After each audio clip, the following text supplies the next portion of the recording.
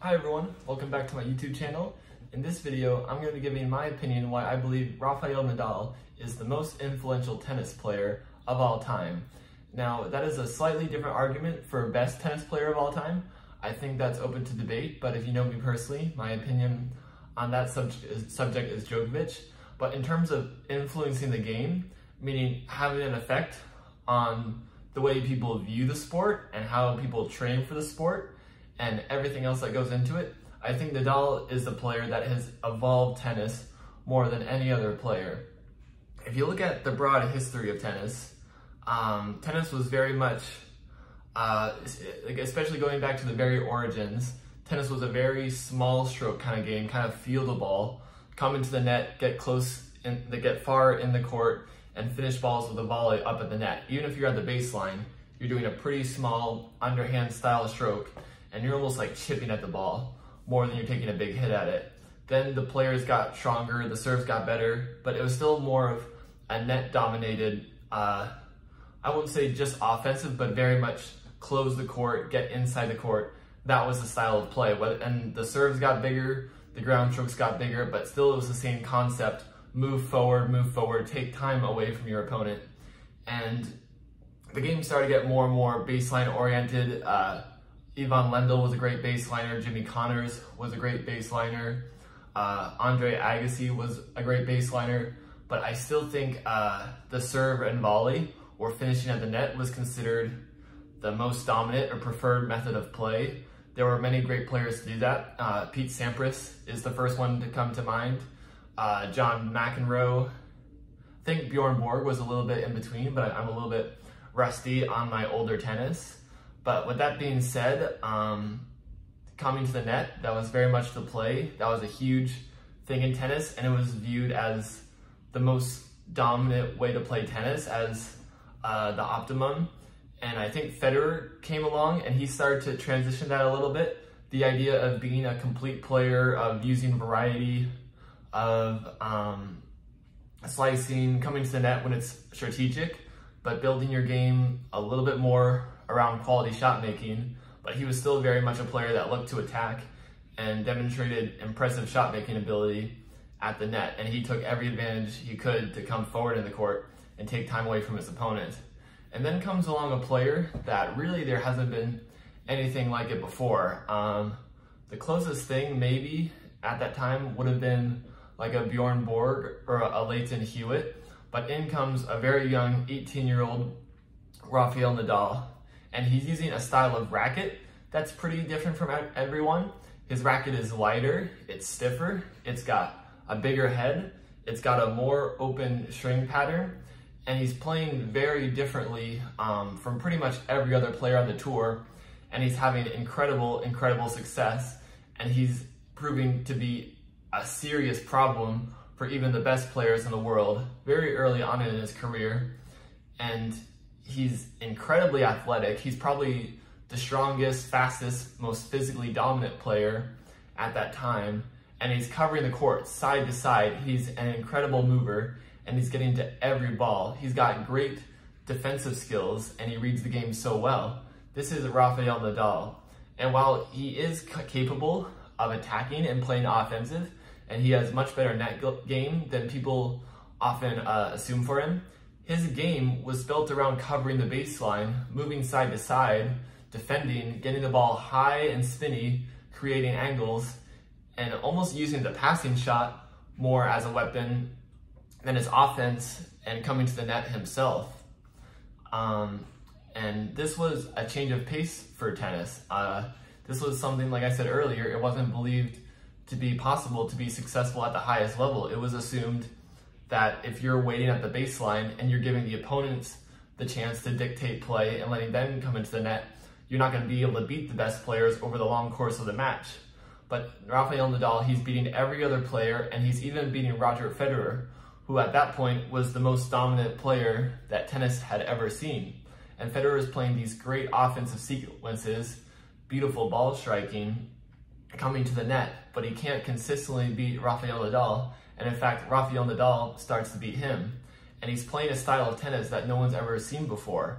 Again, he's playing far behind the baseline, and he's using more topspin on the ball, that anyone's ever seen before, and he's giving these high loopy shots over the net. He's kicking it deep up to players' backhands. Every ball they have to play is now far behind the baseline. It's much tougher to come inside the court against Nadal because his ball bounces so high, so players are having to stand back. And two, because he's able to get so much spin on the ball, so much action with his racket technique, and finishing with the racket over his head up to that time up. Another thing I forgot to mention, strokes were extremely linear. People were hitting more through the ball and using their footwork and court positioning to take away time and put pressure on the opponents. Nadal was doing it with his stroke mechanics and his technique, finishing high over his head and creating these big arcing balls that would take a big bounce, jump way high in the air, or create tremendous angles on the court. And while that was difficult to play against, it was especially effective for his passing shots.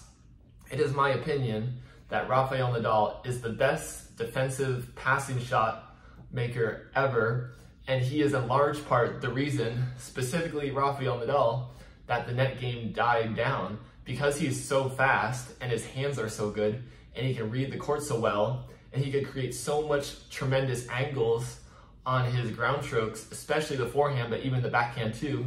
Coming to the net against him became almost completely impossible. It became irrelevant. It felt like any ball Rafael Nadal could get his hands on, he could make it pretty much impossible for you to finish the point with a volley. And you can see that in pretty much every era of his play, but especially when he was younger and he was extremely fast and he didn't have as much offense as he did later in his career. His passing shots were just unbelievable. And he's not hitting the ball as hard as other players. He's certainly not playing as close to the baseline as other players. He's standing a little bit further back, using his speed to his advantage, and he's creating heavy balls. And if someone would try to attack against him or take away time or come to the net, any ball he's able to get to, he has so much spin on it that it's either dipping at the opponent's feet, and now they have to play a volley up under the net from their waist height or even knee height and below, or else he's using his banana hook shot to go around the player at the net and still curve inside the court. And it became super difficult for players to approach against him. And this is something that I think the tennis world very quickly caught on to, even though, in my opinion, Nadal was a far and few between tennis player. Pretty soon everyone wanted to play like him, and the commentators were just fascinated and infatuated with his game.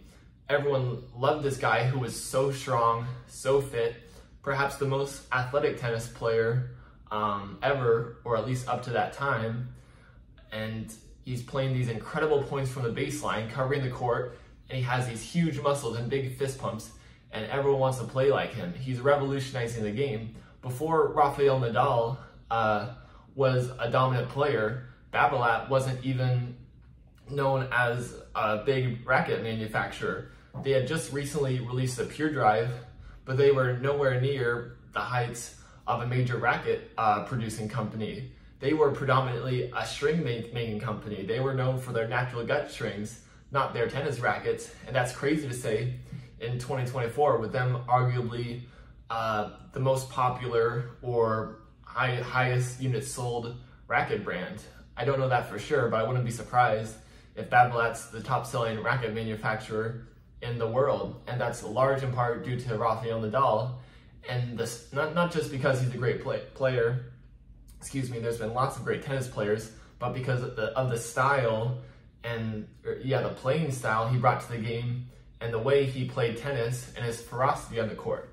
Pretty soon every player, from young to old, they were no longer interested in taking the ball early, using small strokes, and finishing on the net with a volley. They wanted to do long swings, tons of topspin on the ball, and do the big buggy whip finish over their head. And this was something everyone wanted to learn. Everyone at tennis lessons, it was all about topspin, because that was the new fascination. Topspin obviously existed before Rafael Nadal, but there was never quite the fixation on it or the strong, passionate beliefs that there were so many inherent advantages to it. But when Nadal started hitting so much topspin on his shots, different from players previously, they realized that there are a lot of advantages to it. One, you can aim way higher over the net, so you're making your game less risky in a sense. You can aim higher over the net, so you have less likelihood to hit in the net. 2, the ball is bouncing higher. Now instead of players being able to time fast shots waist height, they're now having to play shots above their shoulder, and people are realizing even if the ball isn't as fast as it was before, it doesn't get to the opponent as quickly as it does before, it is much harder to play a shot from up at their shoulder height, especially on clay surfaces. But Nadal proved to be a dominant force everywhere, even on grass. And 2, or I guess 3 at this point, you can create tremendous angles by getting a lot of topspin. So this became the fascination across the entire tennis world: topspin, topspin, topspin. How can we get more of it? Coaches were teaching it, players were trying to copy it, and I'll say players that it probably wouldn't have benefited. But I knew players who were 50s, 60s, well, at least 40s, 50s, 60s, and on up, not in the best condition.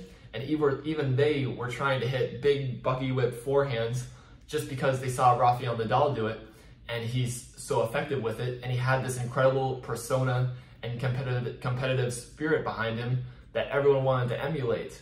And I think the thing with his game, Rafael Nadal, he was very effective at it, and he created tremendous advantages for himself by using a lot of topspin, but it's not something that's going to work for a lot of players.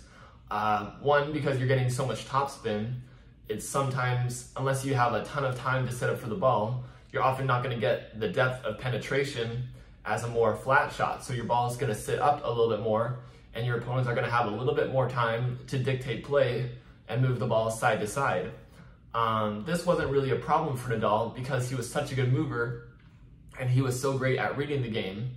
But for players hitting a big buggy whip forehand, they're now no longer going to get the forward power they need, and if they don't have the speed or conditioning to cover the court side to side, it's not going to really work for them, and they're going to be under too much pressure by their opponent to be able to escape the situations and use as high level defensive skills as Rafael Nadal.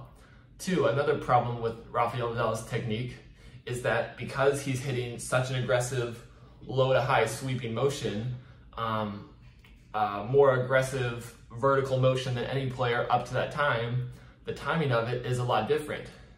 Yes, when you think about it, you're getting much more height over the net and you're getting much more topspin, so now the ball is dipping down inside the baseline rather than traveling long before, so you're able to get a more favorable arc on the ball, which seems like it would make you a more consistent player, and I think that is often the case. But the key with a really vertical topspin emphasized motion is that the timing on it is now a lot more difficult. I don't have a racket on me, but if you visualize my hand as the racket, if I'm hitting a flatter shot, I might not be getting as much spin, so I'm not going to get as much net clearance, and I'm not going to get as much dip inside the baseline, but my racket's staying through the hitting zone for longer. So I'm going to be able to control the ball, and I'm going to be able to manage the trajectory a little bit easier. Also, when my hand is going in a straight line, the shot is much easier to time because the racket's not leaving the hitting zone. I can pretty much keep my racket in line with the ball for a very long time, so it's easier to use a smaller head or mistime the ball and still get clean contact on the center of your racket. When you're doing a really aggressive vertical topspin motion, there's very little area on the racket for you to be able to hit the ball. And it's not too hard when the ball is easy, but when the ball is coming in fast or coming in on the move, it can be very difficult to effectively time and spin the ball just right with such an aggressive motion with your wrist. Even for advanced players, but especially for beginner and intermediate players, this is a very difficult shot to coordinate and time. And sometimes they'd be better off just going a little bit more flat through the ball or even using a chip on difficult shots. But getting a lot of topspin and creating the heavy dipping ball, like one of the most talented players, Rafael Nadal, became the new fascination, and everyone was trying to emulate that, like I said before. So those are the concerns with it, and that's why I don't think it was a great style for everyone to adopt. If you're really fit, if you're really consistent, if you like long rallies, being willing to play defense and using angles, it's a great style for you. But if you're looking to attack, or you don't have the fitness or the speed to be able to defend for long points or long matches, I think you're much better off taking the ball a little bit more on the rise. And again, it's easier to take the ball on the rise with a flatter motion because my racket's staying through the hitting zone, whereas using a kind of a buggy whip forehand, Rafael Nadal can time it, but very few players can time a fastball really quick with a topspin motion. So if you're using a lot of topspin, you have to stand a little bit further behind the baseline, thus making it prudent for you to use a little bit more defense.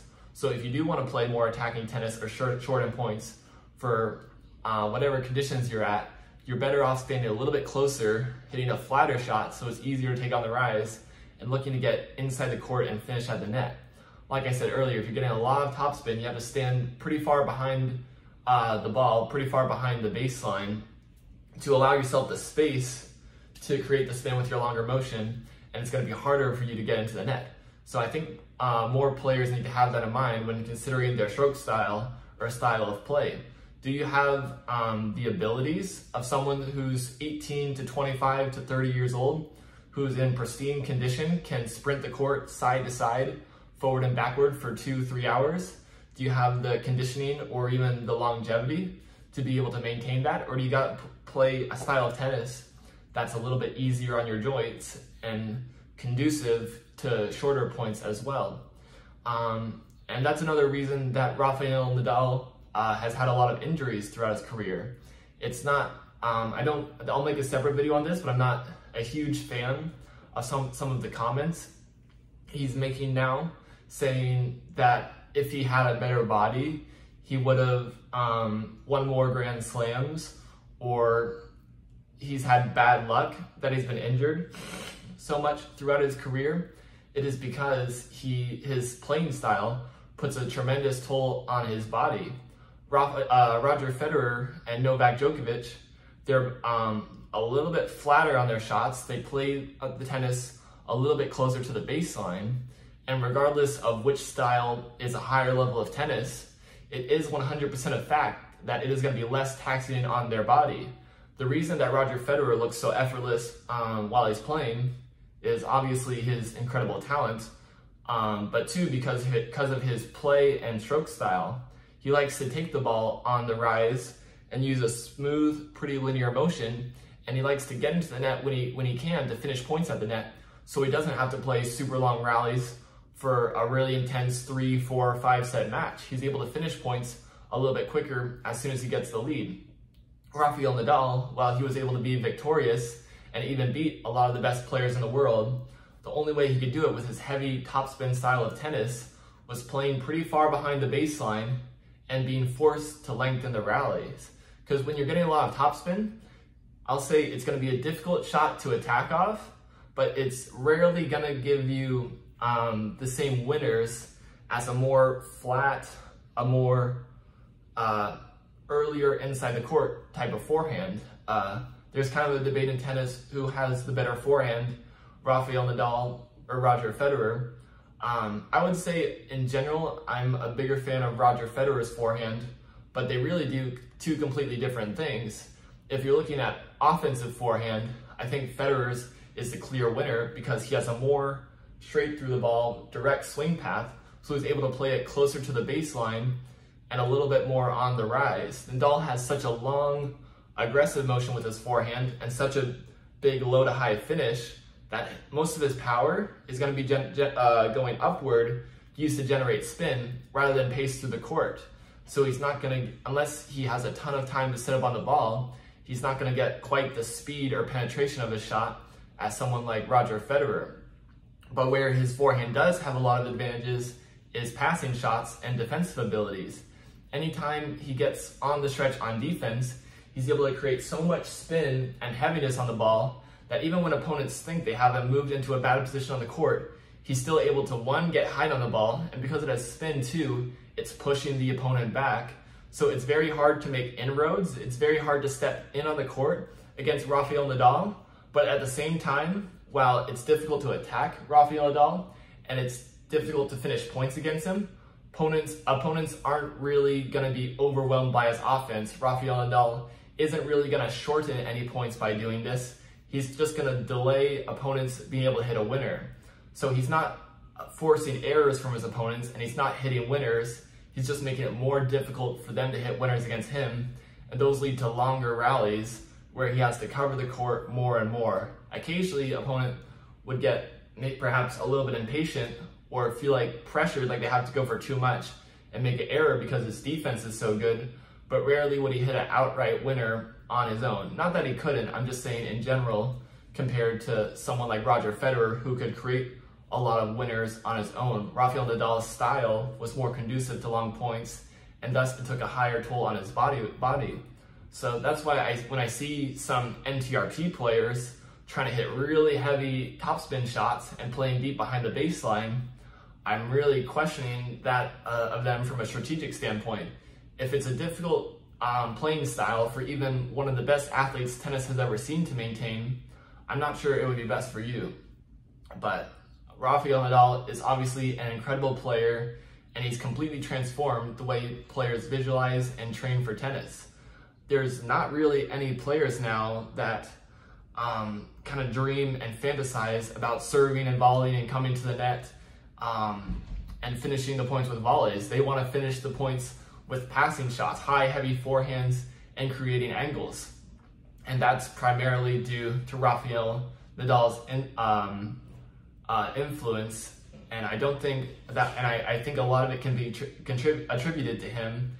And I don't believe that's how players aspired to be before he came along.